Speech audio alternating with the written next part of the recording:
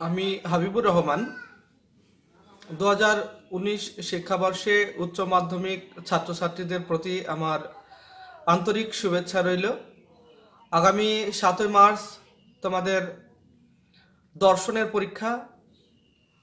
এই শেষ মুহূর্তে আমি দর্শনের যে প্রশ্নগুলি অবশ্যই পড়ে যাওয়া উচিত সেই প্রশ্নগুলি নিয়ে আমি আলোচনা করছি। যদিও তোমাদের প্রিপারেশন রয়েছে, তার মধ্যে থেকে আমার আজকের আলোচনার প্রশ্নগুলি যদি একটু দেখে যাও তাহলে হয়তো অনেক উপকার হবে তোমাদের। তবে তোমরা জানো সব অধ্যায় থেকে প্রশ্ন ব্রড কোশ্চিন আসে না, তবে দ্বিতীয় অধ্যায় থেকে ব্রড কোশ্চিন হবে বচনের অধ্যায় থেকে।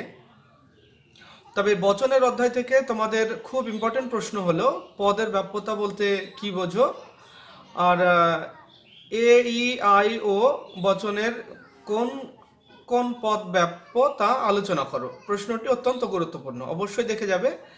আর সেই সঙ্গে এই অধ্যায়ের উপরে আরেকটি গুরুত্বপূর্ণ প্রশ্ন রয়েছে, সেটি হলো বাক্য ও বচনের পার্থক্য লেখো।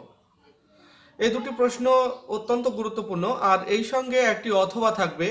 অথবাতে বলা হবে যে পদের ব্যাপ্যতা নির্ণয় করো, অথবা বলা থাকবে গুণ ও পরিমাণ নির্ণয় করো। বা এবছরের জন্য আমি মনে করি খুব গুরুত্বপূর্ণ যেটি হলো বচনের অংশগুলি নির্দেশ করো। এই প্রশ্নটি থাকার সম্ভাবনা রয়েছে। বচনের অংশগুলি বলতে যেমন এ বচন হলো সকল মানুষ হয় মরণশীল। এ বচনের 4টে অংশ: পরিমাণক, উদ্দেশ্য, সংযোজক ও বিধেয়। এই যে 4টে অংশ রয়েছে, হয়তো 4টে বচন দিল, বলা হলো যে বচনগুলির অংশগুলি নির্দেশ করো। সেক্ষেত্রে তোমরা তর্কবিদ্যার সম্মত রূপ দিয়ে যদি বচনটি এ বচন হয় তাহলে বলবে সকল হলো পরিমাণক, তারপরে মানুষ হলো উদ্দেশ্য, হয় হলো সংযোজক এবং মরণশীল হলো বিধেয়। এইভাবে তোমরা প্রশ্নগুলির উত্তর লিখবে। তবে খুব চান্স আছে এবারে বচনের অংশগুলি নির্দেশ করো এই প্রশ্নটি আসার। আর পরবর্তী অধ্যায় চতুর্থ অধ্যায় থেকে ব্রড কোশ্চেন হবে। সেখানে বলা হবে মানে অমাধ্যম অনুমানের উপরে আবর্তন কাকে বলে। প্রশ্নটি অবশ্যই ভালো। সরল আবর্তন ও সীমিত আবর্তনের মধ্যে পার্থক্য লেখো। এই প্রশ্নটি এবছরে গুরুত্বপূর্ণ রয়েছে। আর সেই সঙ্গে অনুমান, অমাধ্যম অনুমান কাকে বলে আর উদাহরণ সহ অমাধ্যম আর মাধ্যম অনুমানের পার্থক্য, এই প্রশ্নটিও ভালো, দেখে যাবে। আর সেই সঙ্গে বলবো এখানেও অথবা প্রশ্ন থাকে যে আবর্তন এর বিবর্তন করো, বা আবর্তন ও বিবর্তন করো, এই ধরনের, বা বিবর্তন করো, এই ধরনের কিছু প্রশ্ন আসে যেগুলি তোমাদের অনুশীলন করতে হবে। এগুলি কমন দেওয়া যায় না। পরবর্তী অধ্যায় অর্থাৎ নিরপেক্ষ ন্যায়।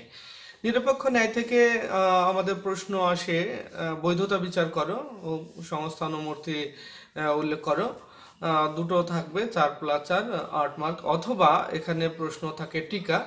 তবে এখানে যে টিকাগুলি তোমাদের খুব গুরুত্বপূর্ণ: অবৈধ পক্ষ দোষ, অবৈধ সাধ্য দোষ, অবাপ্য হেতু দোষ, চারিপদ ঘটিত দোষ, নঙার্থক জনিত দোষ, নিরপেক্ষ ন্যায়ের মূর্তি, নিরপেক্ষ ন্যায়, এই টিকাগুলি তোমরা অবশ্যই পড়বে।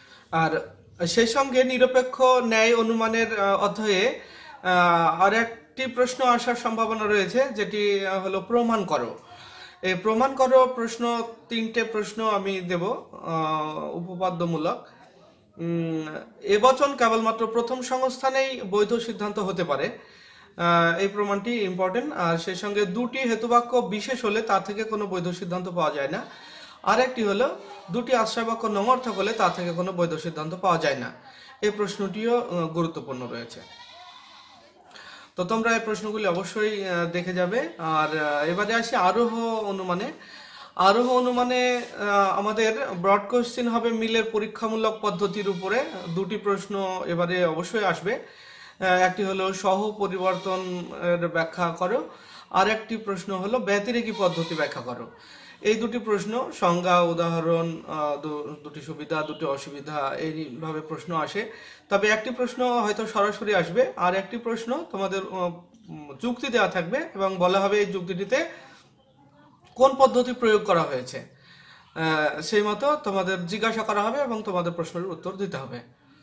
প্রশ্নটিতে বলে নিতে হবে এই যুক্তিটিতে এই পদ্ধতি প্রয়োগ করা হয়েছে এবং তারপরে সংজ্ঞা, উদাহরণ আর সুবিধা অসুবিধা লিখতে হবে। আর আরোহণ মানের সবশেষ অধ্যায় আরোহমূলক দোষ, আমি বলবো ব্রড কোশ্চেনের জন্য বলছি মূলত। আরোহমূলক দোষ, এখান থেকে দুটি বিচার আসে। যুক্তি দুটিতে কোনো দোষ ঘটেছে কিনা বিচার করো। প্রশ্ন দুটি অবশ্য অনুশীলন করতে হবে তোমাদের। আর এখানে যেটা খুব গুরুত্বপূর্ণ সাধারণ ছাত্রছাত্রীদের জন্য, যে টিকা আসে দুটি অথবা দিয়ে দুটি টিকা থাকে 4+4। টিকা দুটি অবশ্যই এর মধ্যে কমন পাবে। কাকতালীয় দোষ, সহকার্যকে কারণ মনে করার দোষ, আর অবৈধ সামান্যীকরণ দোষ, আর একটি প্রশ্ন দেখবে একটি অবান্তর বিষয়কে কারণ হিসাবে গ্রহণ করার দোষ। এই 4টে টিকা অবশ্যই দেখবে। আশা করা যায় 4টে টিকার মধ্যেই তোমরা কমন পাবে। আর আগামী 7 তারিখ 7 মার্চ তোমরা ভালো পরীক্ষা দাও, এই আশা রেখে আমি আজকের আলোচনা শেষ করছি।